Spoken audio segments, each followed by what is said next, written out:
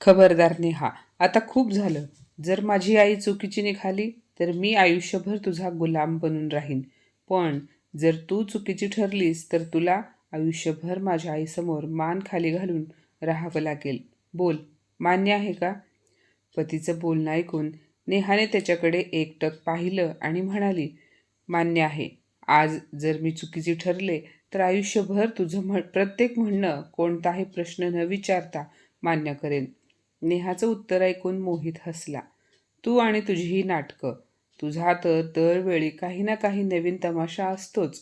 नेहा त्याच्याकडे पाहून शांतपणे म्हणाली, तमाशा मी करत नाही, तुझी आई करते. आज मी तुझ्या आईचे खरे रूप तुझ्यासमोर आणणार आहे. पण मोहितला अजिबात कल्पना नव्हती की पुढच्या एका तासात त्याचा आईबद्दलचा सर्वात मोठा भ्रम कायमचा दूर होणार होता. मोहितला एक सवय होती. घरी असताना देखील जर त्याला त्याच्या आईचा फोन आला तरी तो पटकन उठून बाल्कनीत जाऊन एकटाच बोलत बसायचा. नेहा जवळ असली तरी तो फोन कानाला लावून इतक्या हळू आवाजात बोलायचा की टाचणी पडली तरी आवाज येईल. नेहा खोलीत असली आणि आईचा फोन आला तरी नेहा, मी 2 मिनिटात आलोच असे म्हणत तो लगेच घराबाहेर निघून जायचा.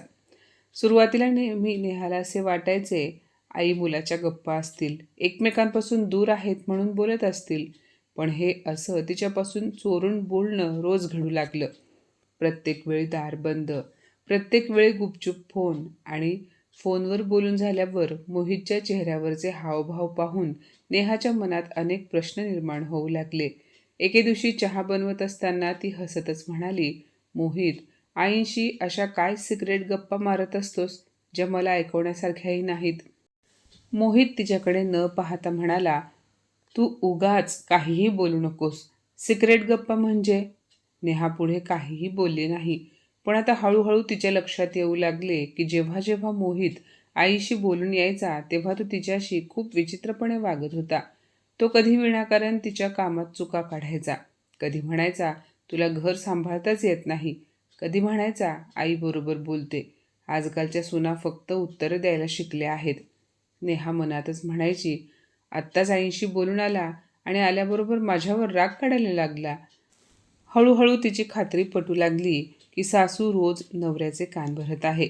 तिने अनेकदा मोहितला समजवण्याचा प्रयत्न केला. ती म्हणाली, मोहित, काही बोलायचं असेल तर माझ्यासमोर बोल. असा चोरून लपून का बोलतोस?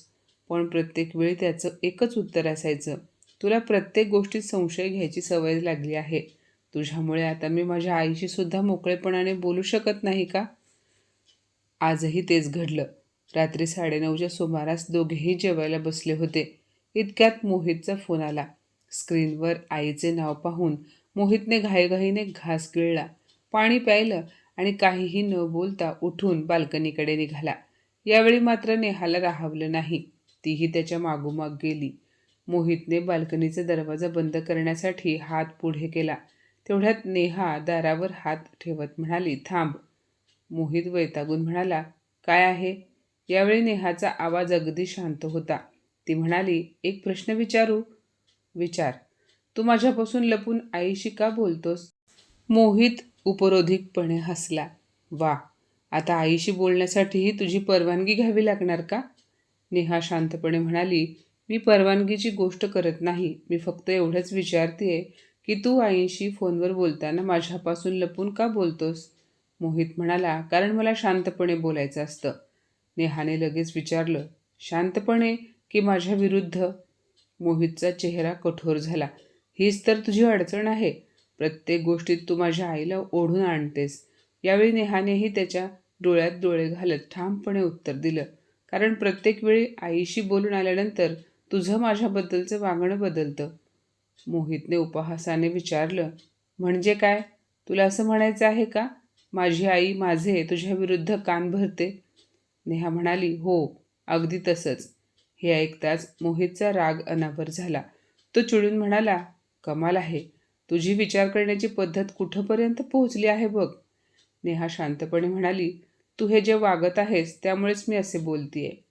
मोहित लगेच म्हणाला, मी काही चुकीचे वागत नाही. तू विनाकारण माझ्यावर काहीही आरोप करत आहेस.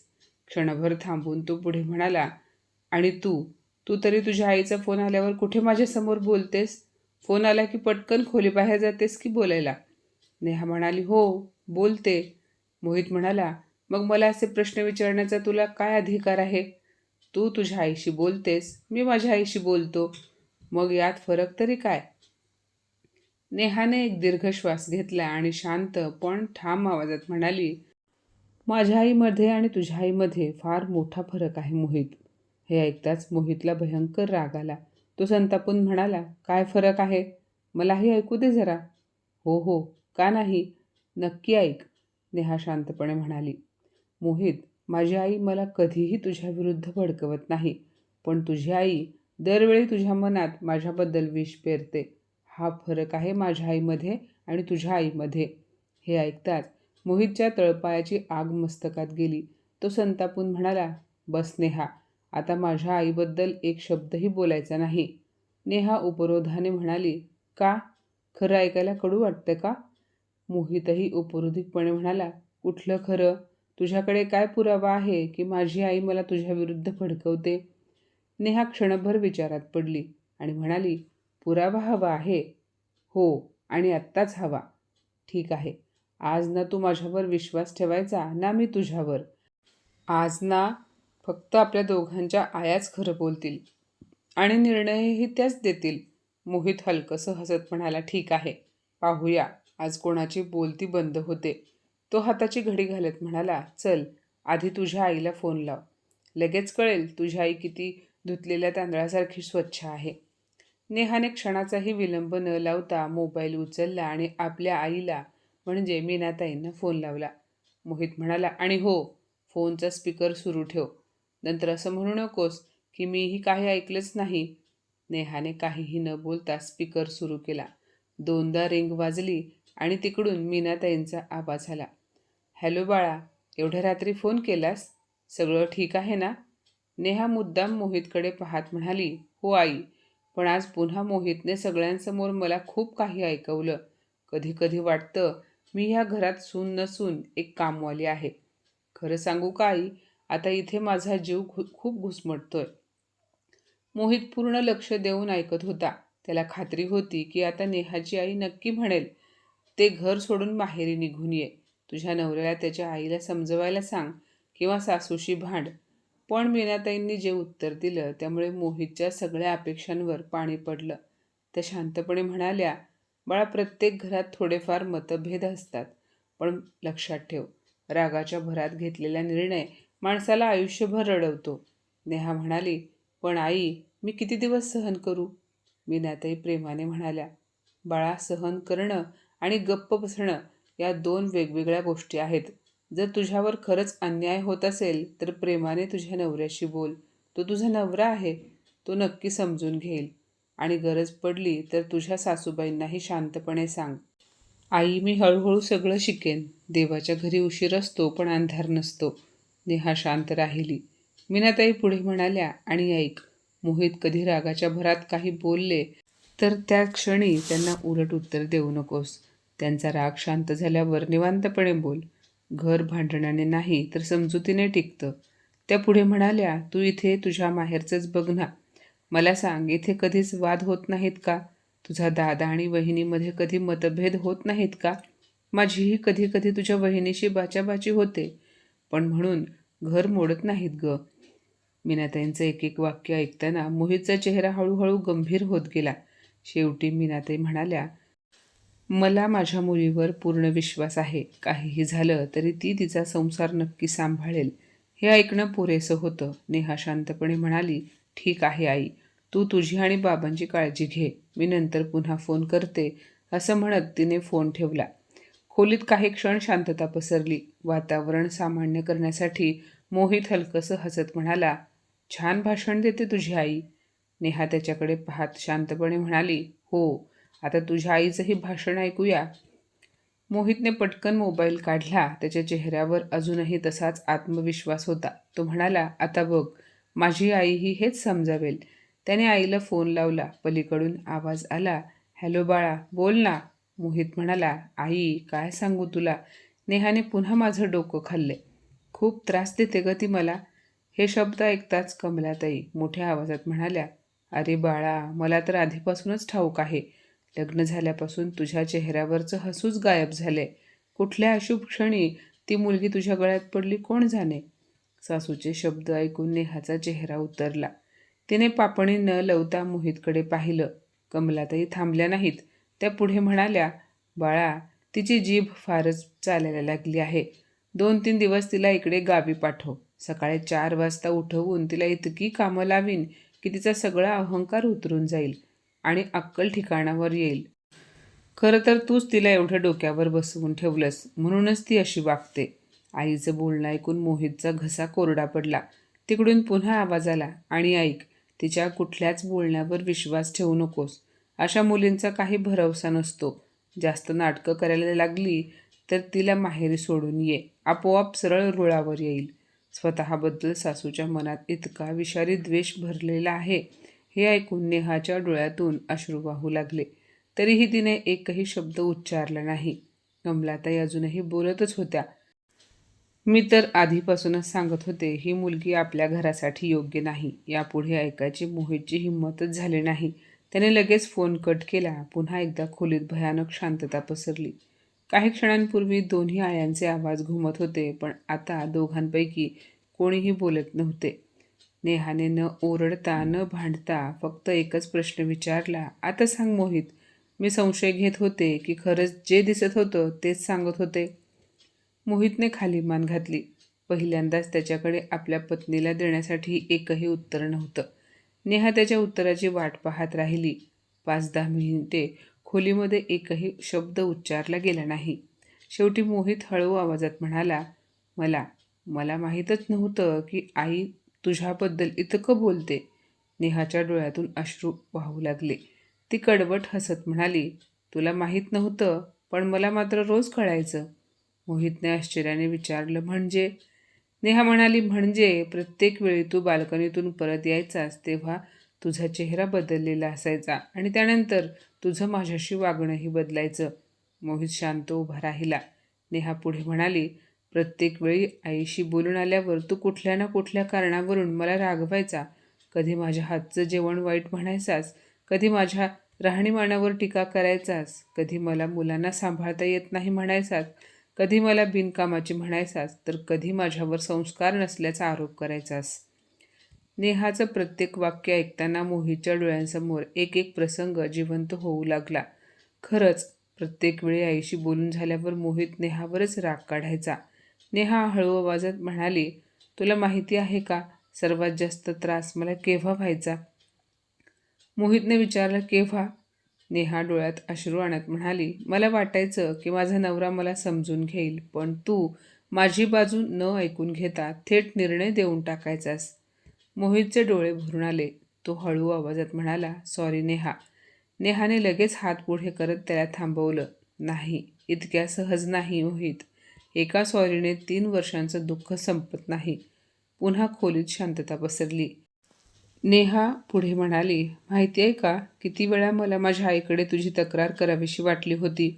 मोहितने मान खाली घातली. नेहा पुढे म्हणाली, पण दरवेळी आई म्हणायची, बाळा, नवरा बायकोचे प्रश्न नवरा बायकोनेच सोडवायचे असतात, मी त्यात पडणार नाही. हे बोलताना तिचा कंठ दाटून आला. आणि तिकडे तुझी आई? पुढे तिच्यानेच बोलवेना. मोहितने पहिल्यांदाच तिचा हात धरण्याचा प्रयत्न केला, पण नेहाने हात मागे घेतला. ती म्हणाली, प्लीज, आज मला स्पर्श करू नकोस. मोहितचं मन तुटलं. नेहा म्हणाली, आज मला बोलू दे. 3 वर्ष फक्त तूच बोलत आलास. मोहित शांतपणे तिचं ऐकत राहिला. नेहा म्हणाली, मोहित, आज आई जे काही बोलल्या ते पहिल्यांदाच बोलत होत्या असं वाटते का तुला?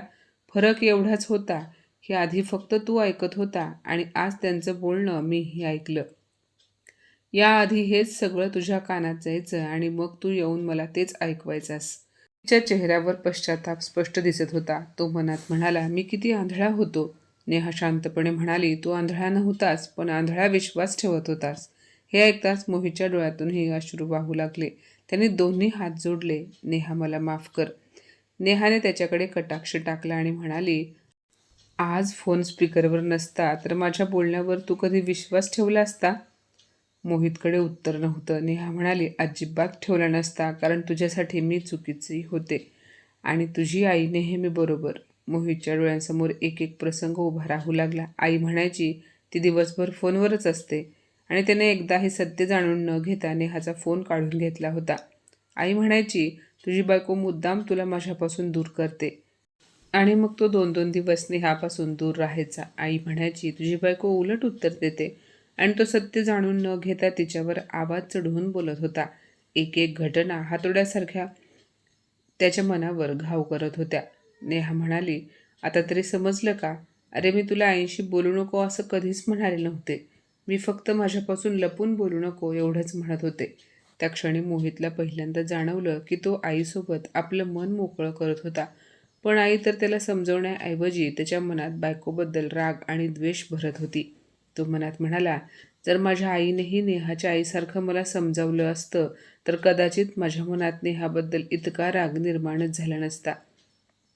आई मला शांत करण्याऐवजी सतत तिच्या विरुद्ध भडकवत राहिली. माझी आई ही म्हणू शकली असती की नवरा बायकोच्या नात्यात मी पडणार नाही, पण तसं कधी झालंच नाही. तेवढ्यात कमलाताईंचा पुन्हा फोन आला. फोनकडे पाहून नेहा शांतपणे मोहितकडे पाहू लागली. मोहितने एक दीर्घ श्वास घेतला. मोबाईल हातात घेतला. काही क्षण तो फक्त आईचा नंबर पाहत राहिला. त्याचं बोट अनेकदा उत्तर द्या या बटनापर्यंत गेलं, पण प्रत्येक वेळी मागे आलं. नेहा हळूच म्हणाली आईला बोलायला घाबरत आहेस का? मोहित हसला. त्याने दीर्घ श्वास घेतला आणि फोन उचलला. तिकडून कमलाताई लगेच म्हणाल्या काय रे बाळा, फोन कसा कट झाला आणि त्या मुलीचं डोकं ठिकाणावर आलं का? तू काही सुनावलं की नाही तिला? मोहित शांतपणे म्हणाला आई फोन स्पीकरवर आहे. तिकडे काही क्षण पूर्ण शांतता पसरली. मग कमलाताई घाईघाईने म्हणाल्या अरे मी तर गंमत करत होते. मोहित ठाम आवाजात म्हणाला नाही आई, आज कोणतीही गंमत नाही. आज फक्त सत्य बोलायचं आहे. कमलाताईंचा आवाज बदलला. काय झाले तुला? बायकोने पुन्हा काही भरवलं का? मोहित म्हणाला नाही आई, आज पहिल्यांदाच मला माझी चूक समजली. कमलाताई आश्चर्याने म्हणाल्या काय चूक समजली? मोहित म्हणाला हीच की तू माझ्या पत्नीला ओझं समजतेस. तिला गावी पाठवा, तिच्याकडून राबवून घ्या, तिचं आयुष्य कठीण करा. हे योग्य वाटतं का तुला? कमलाताई चिडून म्हणाल्या अरे मग त्यात मी काय चुकीचं बोलले? सोनीला जास्त डोक्यावर बसवलं की असंच होतं. मी तर तुझ्या भल्यासाठी. यावेळी मोहितचा आवाज ठाम होता. माझ्या भल्यासाठी माझ्या पत्नीचा द्वेष करणं गरजेचं नाही. कमलाताई म्हणाल्या तू बदललास मोहित, खूप बदललास. मोहित शांतपणे म्हणाला नाही आई, मी बदललेलो नाही. आज पहिल्यांदाच जागा झालो आहे. कमलाताई रागाने म्हणाल्या म्हणजे तुझ्या बायकोने तुला माझ्या विरुद्ध केलंच. मोहित लगेच म्हणाला हीच तर सर्वात मोठी चूक आहे. मग त्याने लगेच घडलेला प्रसंग आईला सांगितला आणि म्हणाला आई तू मला एकदाही विचारलं नाही की चूक कोणाची आहे. नेहमी आधीच निर्णय दिलास. पण नेहाच्या आईने मात्र स्पष्ट सांगितलं की नवरा बायकोच्या वादात मी पडणार नाही. कमलाताईंचा आवाज यावेळी मंद झाला. त्या म्हणाल्या बाळा मला तर फक्त तुला साथ द्यायची होती. मोहित म्हणाला साथ द्यायची होती तर आधी संपूर्ण गोष्ट ऐकायला हवी होती. मग योग्य अयोग्य ठरवायला हवं होतं. किंवा नेहाच्या आईसारखं सरळ सांगायला हवं होतं की मी नवरा बायकोच्या नात्यात पडणार नाही. पण नाही, तू मात्र माझ्या तोंडून ऐकण्याचीच वाट पाहत होतीस जेणेकरून नेहाला दोष देता येईल. आजही तू तेच केलंस. तो पुढे म्हणाला आई आज मी नेहाच्या डोळ्यात डोळे घालून पाहू शकत नाही, कारण माझ्या हातून तिच्यावर अन्याय झाला आणि त्याला मीही तितका जबाबदार आहे. हे ऐकून कमलाताई प्रथमच निरुत्तर झाल्या. कधीही कोणापुढे हार न मानणाऱ्या कमलाताई आज स्वतःच्या मुलासमोर शब्द हरवून बसल्या. त्या दिवसानंतर कमलाताईंनी पुन्हा कधीही नेहा आणि मोहित यांच्या नात्यात हस्तक्षेप करण्याची हिंमत केली नाही आणि मोहितनेही आईचा फोन आला की फोन घेऊन दुसऱ्या खोलीत जाणे बंद केले.